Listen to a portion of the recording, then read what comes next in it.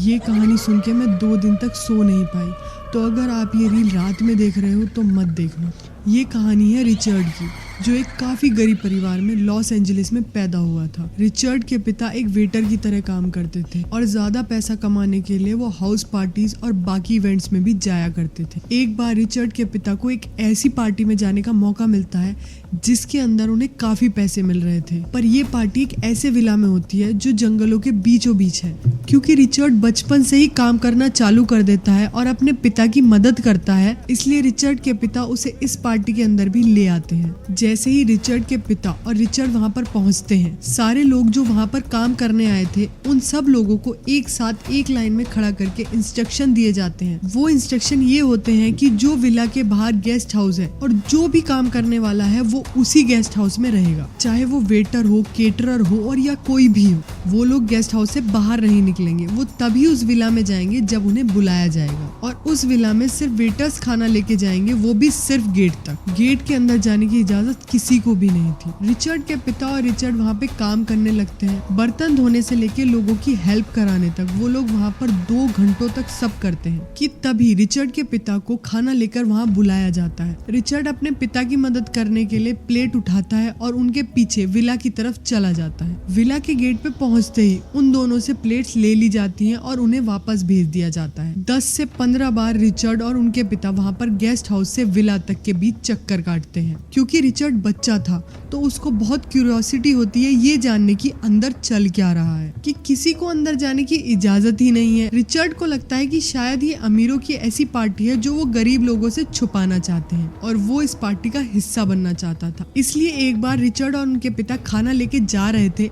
अपनी छोटी हाइट और बचपने का फायदा उठा के रिचर्ड गेट के अंदर घुस जाता है और उस पार्टी में उसने जो भी देखा वो आज तक 50 सालों बाद तक भी उसे रोज नाइटमेयर देता है। रिचर्ड जानता ही नहीं था कि जिस पार्टी में वो आया है वो दरअसल शैतानों की पार्टी है। गार्ड्स को चकमा देकर रिचर्ड अंदर घुस तो गया, पर वो ऐसे ही फर्नीचर के पीछे से छुपते छुपते लोगों को देख रहा था। पहले तो सब कुछ ठीक जा रहा था, लोग काफी एंजॉय कर रहे थे, खा रहे थे, पी रहे थे और रिचर्ड को भी मजा आ रहा था। वो लोगों को महंगे कपड़ों में, जूतों में देख के खुश हो रहा था और अपने लिए भी ऐसी ही जिंदगी की दुआ मांग रहा था कि तभी कुछ ऐसा होता है जो रिचर्ड को डरा देता है। ऊपर वाले फ्लोर से 15 से 20 बच्चे नीचे आते हैं। उन सबके हाथ पैर बंधे हुए थे। उनमें से कुछ लड़कियां होती हैं और कुछ लड़के, और उन लोगों ने ना के बराबर कपड़े पहन रखे थे। रिचर्ड ने उन बच्चों को आते हुए देखा और उनमें से एक बच्चे ने रिचर्ड को भी देखा। और जब वो बच्चे रूम में चले गए तो उनको देखने के लिए उनके साथ क्या होता है, रिचर्ड एक ऐसी जगह को ढूंढने लगता है जिससे वो अंदर वाले रूम में क्या चल रहा है सब देख पाए। फाइनली रिचर्ड को एक ऐसी जगह मिल जाती है जहाँ पे उसे थोड़ा सा व्यू मिल जाता है ये देखने के लिए कि अंदर क्या चल रहा था। उसने देखा कि अंदर रूम में सारे लोग जो विला में मौजूद थे कोनों में अपनी सीट पर बैठ जाते हैं और उनके बीचों बीच बच्चों को खड़ा कर दिया जाता है। एक आदमी सामने जाता है और बोली लगाने लगता है, बच्चों की बोली। अपने सामने बच्चों की बोली लगते देख रिचर्ड डर जाता है। वो देखता है कि ये लोग जिनके जैसे वो खुद बनना चाहता है वो बच्चों को खरीद रहे हैं। ये पार्टी इंसानों की नहीं शैतानों की थी जहाँ पे बच्चों का सौदा हो रहा था। रिचर्ड नोटिस करता है कि वो सारे बच्चे जिनके शरीर पे इतने कम कपड़े हैं सबके सब ठंड में ठिठुर रहे होते हैं। उन सबके शरीर पे ऐसे निशान होते हैं कि उन्हें बहुत बुरी तरह से पीटा गया हो। एक एक करके बच्चों को आगे बुलाया जाता है और उनकी कीमत लगाई जाती है। जैसे जैसे वो लोग किसी भी बच्चे को खरीदते हैं उसे वैसी ही बंधी हुई हालत में आदमी या औरत को सौंप दिया जाता है जिसने उस बच्चे पे सबसे ज्यादा बोली लगाई थी। रिचर्ड ये सब देख के बहुत डर जाता है। रिचर्ड अपनी और अपने पिता की जान के लिए डर जाता है, इसलिए वो वहां से भाग जाना चाहता है, पर वो देखता है कि अब विला बंद हो चुका है और गेट खुल ही नहीं रहे थे। वो प्रे करने लगता है कि कैसे तो उसके पिता वापस कोई खाना लेके आए और वो उनके साथ बाहर चला जाए, पर ऐसा नहीं होता क्योंकि रिचर्ड के पास और कोई तरीका नहीं बचा होता।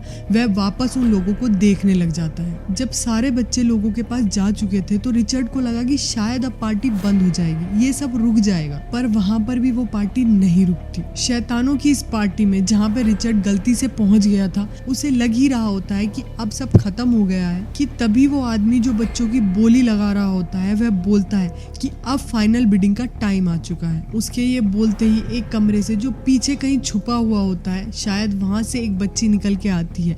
वह बुरी तरह से घायल थी। वो आदमी अपने हाथों से एक ड्रिंक उठाता है और उस बच्ची को पिला देता है और पिलाने के बाद बोलता है नाचो।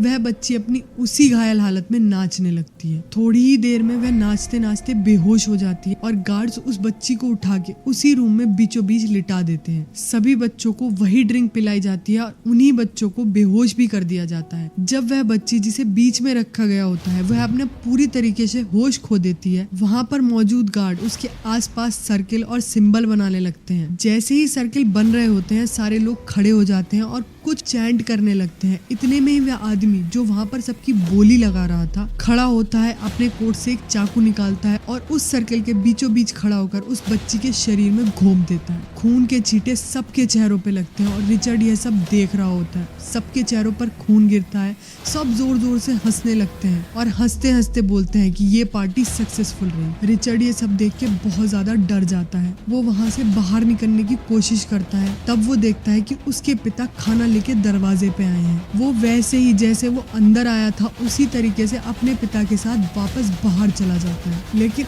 उस रात का वो मंजर वो आज तक नहीं भूल पाया। वो आज भी ये सोच के डर जाता है कि वहां पे ऐसा क्या हो रहा था, क्यों उस लड़की को मार दिया गया। अगर आपके पास भी कोई ऐसी हॉरर स्टोरी है तो बायो में जो लिंक है आप उस पे क्लिक करके डायरेक्ट मेरे से बात करके मुझे अपनी कहानी बता सकते हैं।